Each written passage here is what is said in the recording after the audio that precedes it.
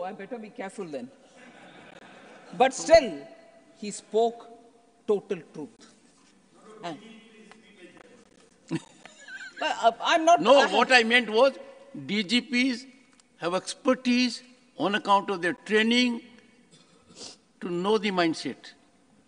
Sir, he actually nailed the point so effectively.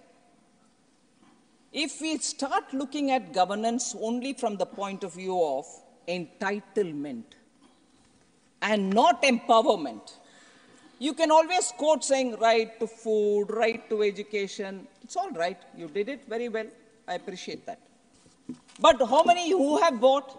Again, tell me in the name of right to something, right to something.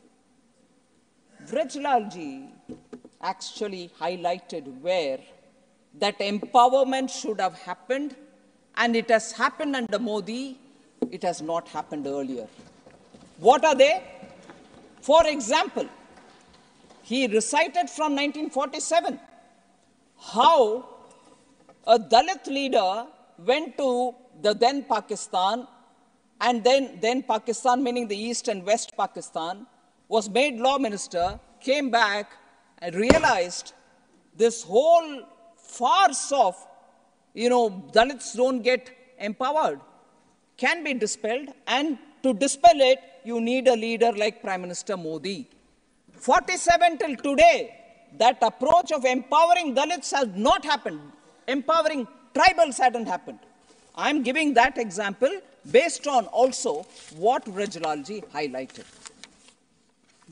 Dalit, tribal, 5 of the sacred sites of Dr. Ambedkar have been bought and established and flourishing under Prime Minister Modi's time. They could contribute to Dr. B.R. Ambedkar only in one way.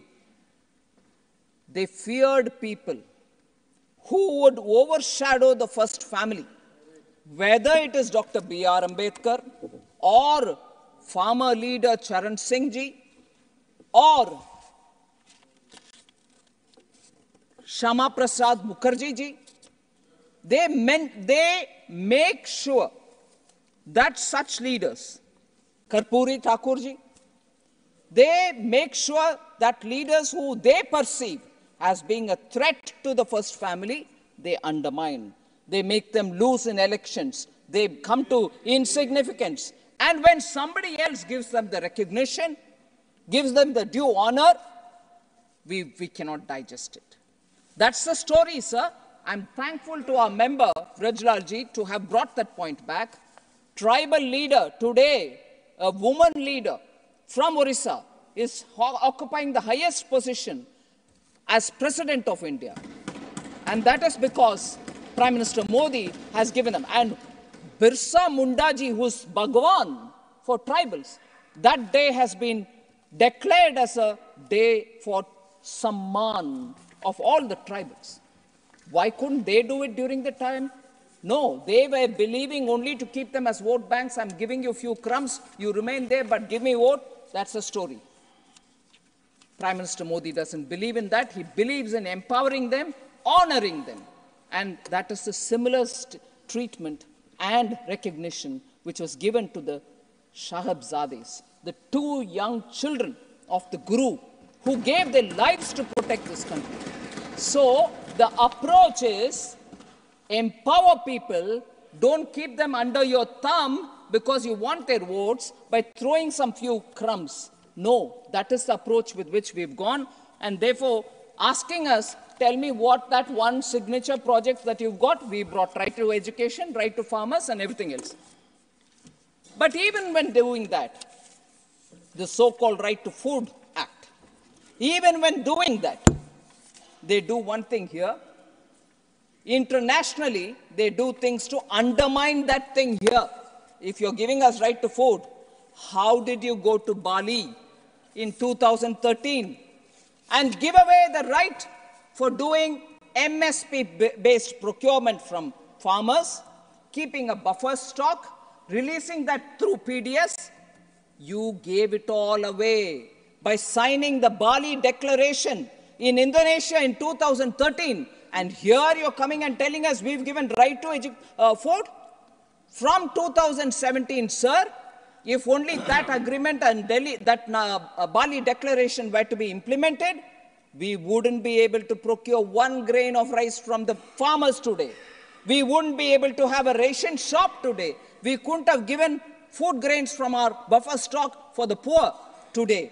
So one side you come and do a right to a food, on the other, in the international platform, you go and sell away India's right to protect its farmers and protect its poor.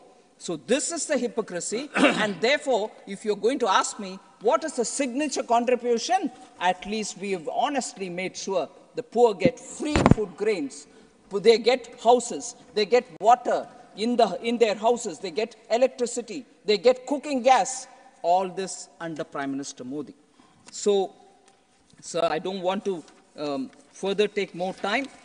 There are just one important issue on the not so glamorous side of reform. Because most of us look at a glamorous side.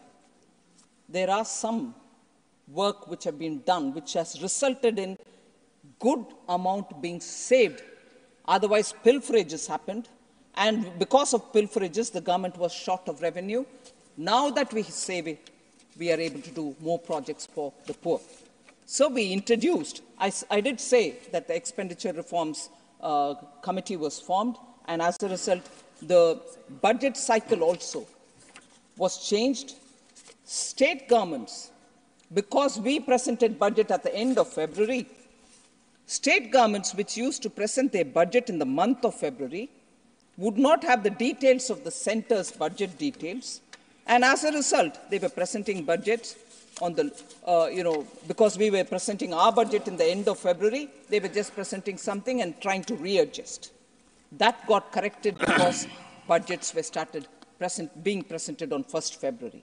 States now are able to get an idea of what is coming to them and plan for themselves. That is one. Second, plan, non-plan expenditure. By keeping that difference, you're constantly playing with discretionary allotments, which is what the Planning Commission earlier did with all the state governments.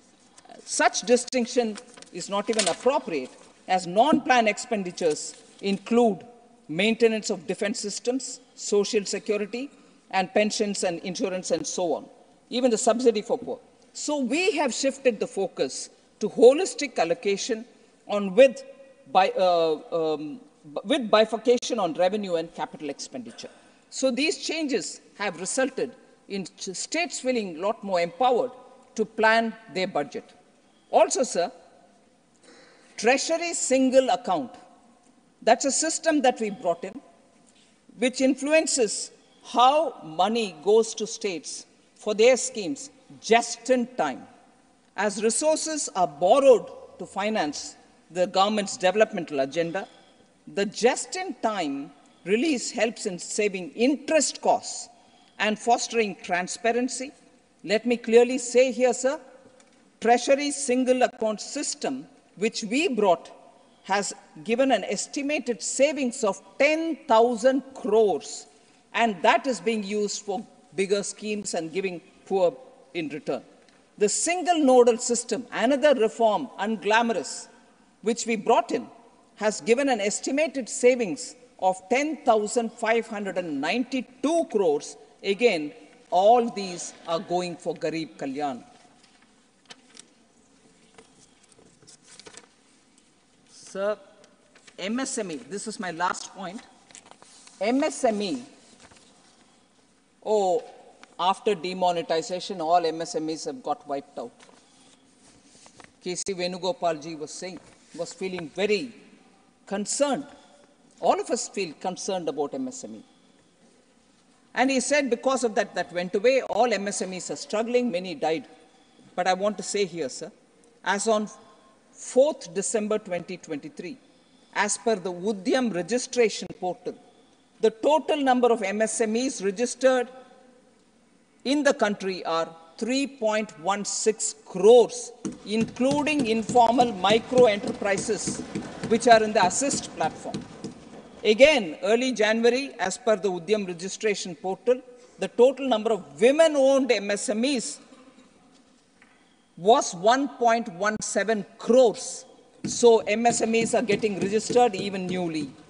Export of MSMEs in all India exports during the year 22-23 was 44%. Do you think it will happen in 22-23 if post-demonetization all MSMEs got wiped away? 40%, 44% of all India exports are happening through the MSMEs. So they should do some more homework rather than come with general observations which are getting disproved each time data is thrown at them. Sir, the efforts that we take are during the COVID itself.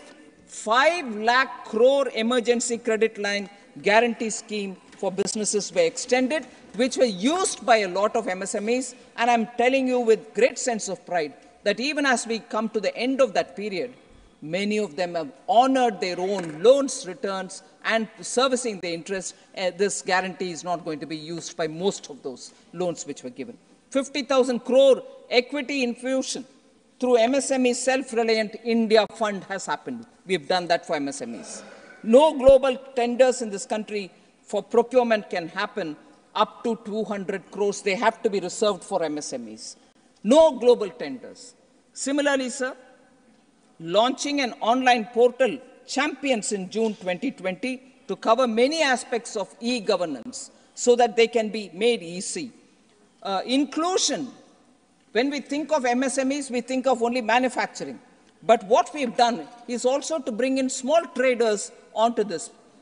Retail and wholesale traders are also now recognized as MSMEs. They can get all the benefit. Non-tax benefits have been extended for 3 years in case of an upward change in status of MSME. Rollout of Racing and Accelerating MSME Performance Program with an outlay of 6,000 crores over 5 years. And lastly, sir, the Udyam Assist platform, which was launched in 23 to bring informal micro enterprises under the formal ambit to avail priority sector lending has also been done. So MSME can now take the money which is coming under the priority sector lending umbrella. So lastly, I was a bit appalled. Madam, this is second lastly. Did I say one lastly? I'm sorry. Second lastly. I'm sorry, sir. I'll correct myself. Sir, who made Charan Singh PM? Was an observation by K.C. Venugopalji. People make PMs. I hope the Congress party is not living in that thing. They make PM, they throw PM, they bring in PM, they reject PM. No. People have rejected the Congress.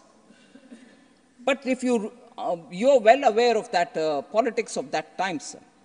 Indira Congress decided to extend support to Chaudhry Charan Singh, who took oath as Prime Minister on 28 July 1979.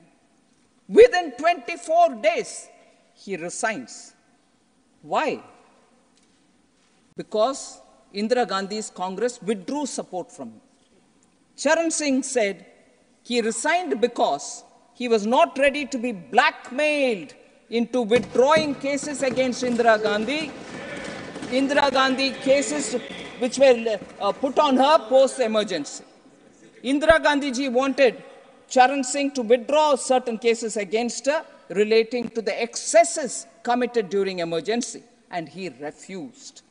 Charan Singh ji said while resigning, and I quote, "The country would not have forgiven us if we had, for the sake of remaining in office, agreed to withdraw prosecutions against persons responsible for atrocities during emergency."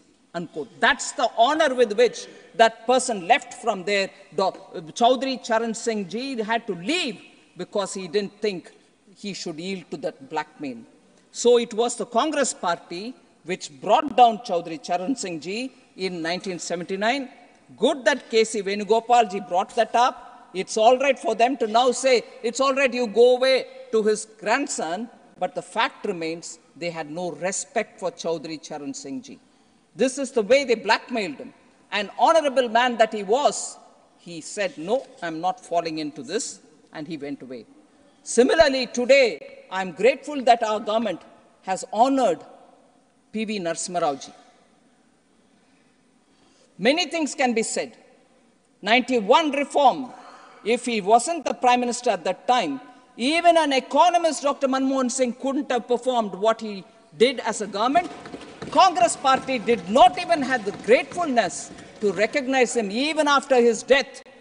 The pictures, the video of the party's office, headquarters office, gate closing, even as his corpse was going, will bring tears to anybody's eyes. A person sacrifices and serves the party, but because of prejudice, you ignored him even after his death.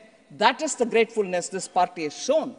And I don't need to say that it is the party which gave, under their own prime ministers, the prime ministers gave themselves Bharat Ratna. Nehruji, Indiraji, all gave themselves the Bharat Ratna. They didn't bother about others.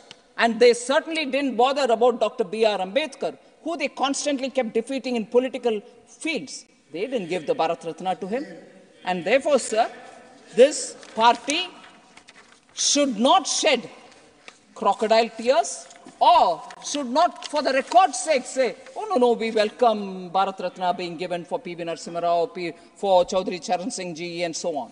They've proven when they were alive how torturous their lives were, how they tortured them. All that is very clear, and it will go on the records of the Parliament as to how, when they were alive, they tortured them, insulted them, and now when a different party, when Prime Minister Modi gives them Bharat Ratna, they are not even able to gulp the fact. Thank you very much.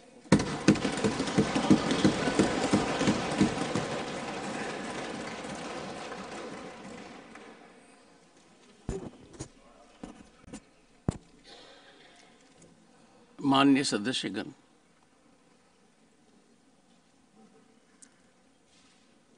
आज का दिन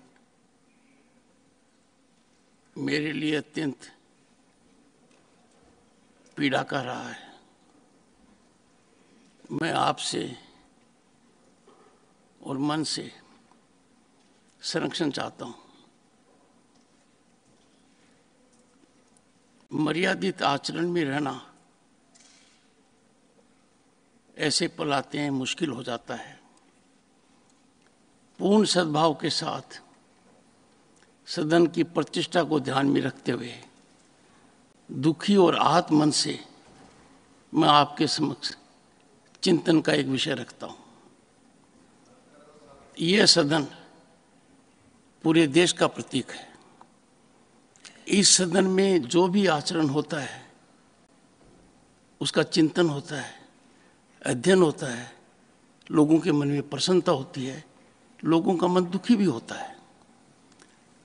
ईमानदारी के प्रतीक, उत्कृष्ट आचरण के धनी,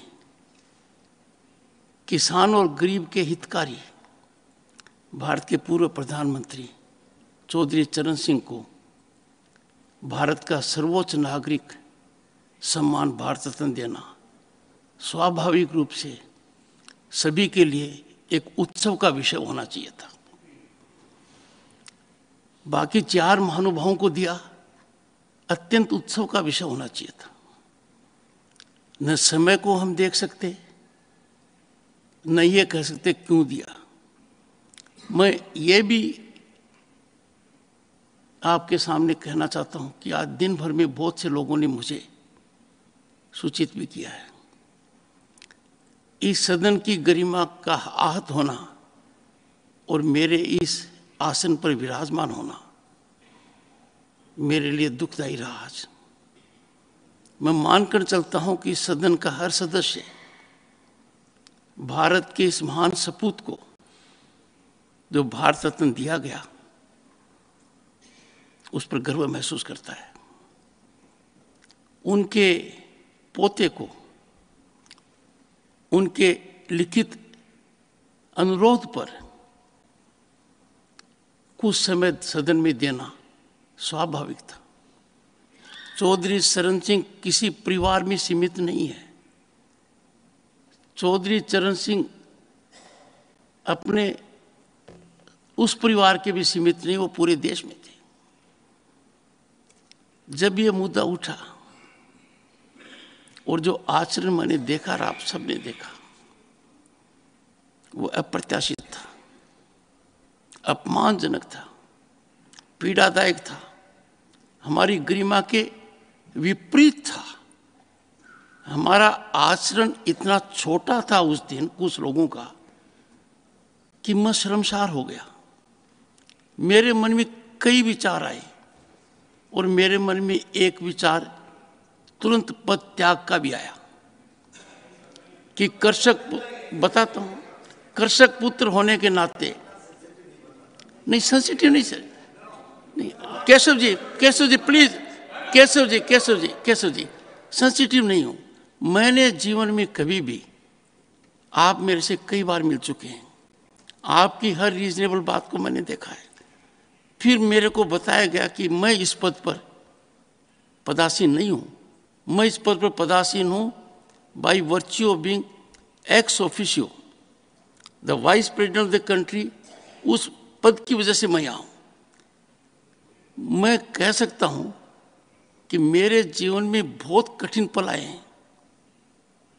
मैंने मेरे जवान बेटे को खोया है, लोगों ने सहानुभूति दी है, पर आज की पीड़ा, जब जयंत चौधरी बोल रहे थे और जयराम रमेश क्या कह रहा था, मैंने सुना है, मेरे कानों ने सुना है कि जाओ जहां जाना है। शमशान घाट के ऊपर उत्सव नहीं मनाया जाता है। ये हरकत नजरअंदाज नहीं कर सकते। मैंने देखी है, ये पीड़ा महसूस की है। मैं नहीं चाहता कि इस विषय को और आगे बढ़ाया जाए। आज मेरी आपसे पुरजोर प्रार्थना है कि राजनीतिक बहस में जितने हथियार निकालने हैं निकालिए, पर जहां व्यक्तियों के सम्मान की बात आती है, राजनीतिक व्यक्ति के भी सम्मान की बात आती है, हमको बहुत सेंसिटिव होना चाहिए। ये बात सदन तक सीमित नहीं है डॉक्टर केशव, ये बात करोड़ों लोगों तक जाएगी। ऐसा नहीं होना चाहिए। मैं बहुत ही संयमित होकर,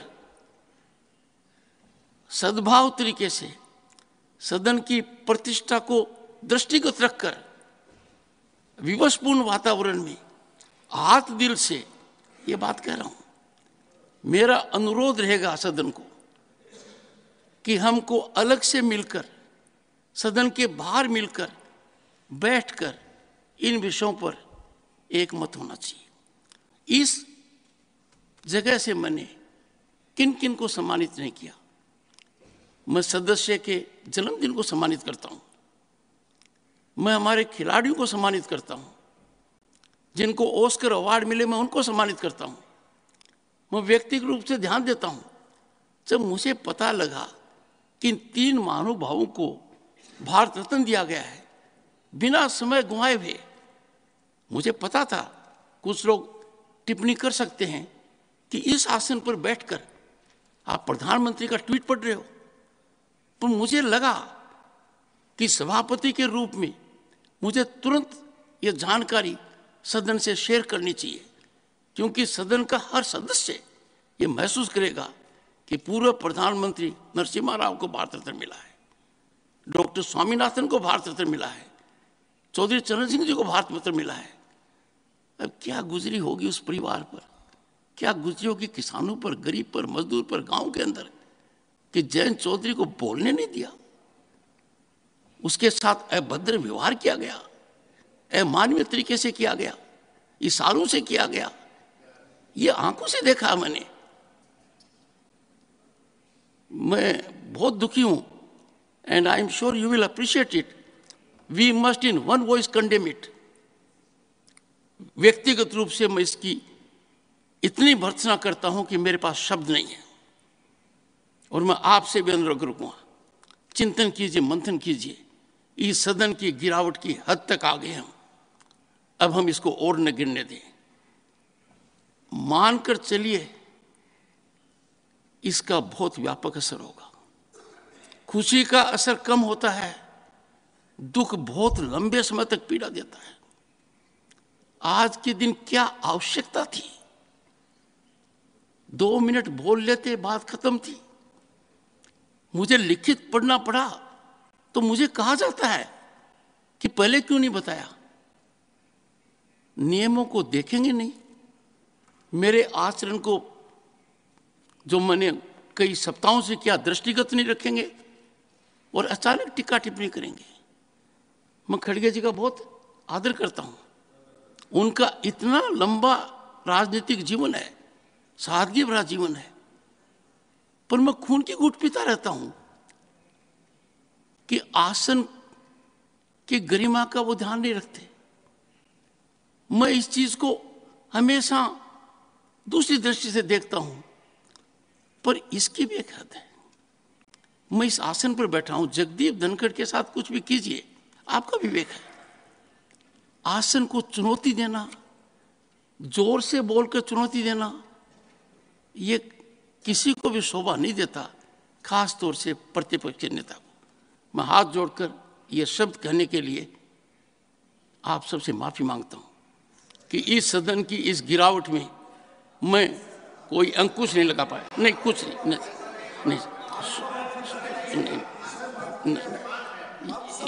नहीं, ये please short duration discussion. Thank you sir, thank you sir.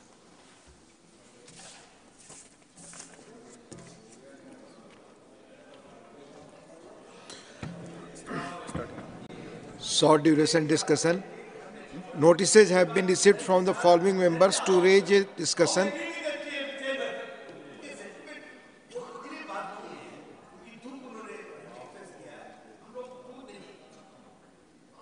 जो हुआ है तो टोटल मिसअंडरस्टैंडिंग से हुआ है। किसी ने चरण सिंह को क्यों दिया, किसी ने चैलेंज नहीं किया। धन्यवाद। अब इस विषय में बहस नहीं, इसको माननीय सर भाई अपॉलॉजी कर, भाई अपॉलॉजी। माननीय चेयरमैन ने अपनी वेदना प्रकट की है, पूरा सदन उनके साथ है, हमें इस पर बात करनी चाहिए। नहीं, बिल्कुल नहीं। फिर पुनः वही आचरण। No, now honourable chairman has called for short duration discussion. Nothing is going on record mister Keshav, doctor Keshav. Notices have been received from the following members to raise a discussion on Shri Ram मंदिर की ऐतिहासिक निर्माण और प्राण प्रतिष्ठा, historic construction of Shri Ram temple and प्राण प्रतिष्ठा, श्री राम मंदिर के ऐतिहासिक निर्माण और प्राण प्रतिष्ठा, डॉक्टर सुधांशु त्रिवेदी, डॉक्टर के लक्ष्मण, श्री राकेश सिन्हा। Doctor Sudhanshu Trivedi, doctor Sudhanshu Trivedi. माननीय सभापति महोदय, आज जब हम लोग इस कालखंड में खड़े हुए हैं तो मुझे लगता है कि जब मैं किशोरावस्था में था और श्री राम जन्मभूमि का आंदोलन प्रारंभ हुआ था, उस महान यज्ञ में जिसमें करोड़ों लोगों ने कई पीढ़ियों तक अपनी आहुति दी, उसकी पूर्णाहुति देखते हुए देखना अपने आप में एक बहुत सुखद अनुभव होता है। और यह काल इसलिए भी अधिक महत्वपूर्ण है कि यह भारत के अमृत काल का ही कालखंड नहीं है, बल्कि श्री राम मंदिर के माध्यम से शताब्दियों से सोई हुई भारत की चेतना के पुनः उठकर अग्रसर होने और विश्व को नया संदेश देने का एक संधिकाल भी है। और इसलिए मैं ये कह सकता हूं कि मेरे मन में एक भाव आया कि ये ऐसा काल था जिसमें बहुत कुछ असंभव लगने वाली चीज भी साकार रूप धारण हुई है। तो मेरे मन में यह भाव आया कि मानो अक्षर सभी पलट गए भारत के भाल के, साकार हुआ स्वप्न हर बला को टाल के, नए क्षितिज उभर रहे हैं अमृत काल के और दिव्य दर्शन हो रहे हैं श्री राम लाल के। मान्यवर, भगवान राम उस भारत की स्व की अनुभूति है जो भारत के स्वतंत्रता के बाद निश्चित रूप से प्रकट होनी चाहिए थी, जो अनादिकाल से भारत में उत्तर से दक्षिण तक, उत्तर में यदि गुरु गोविंद सिंह जी ने गुरुमुखी में रामावतार लिखा तो दक्षिण में तमिल में कंबन ऋषि ने वही रामावतारम नाम से ही लिखा, तो बंगला में कृतिवास ने यदि लिखा तो हिंदी में तुलसीदास ने लिखा, तो उत्तर दक्षिण पूरब पश्चिम से सब तरफ भारत के प्राण को अनुप्राणित करने वाला यह तत्व था। इसीलिए महात्मा गांधी ने भी जिस समय स्वतंत्रता आंदोलन की शुरुआत की तो अपना राजनीतिक दर्शन रखा था राम राज्य, और प्रतिदिन का भजन रखा था रघुपति राघव राजा राम, अंतिम शब्द रखा था हे राम।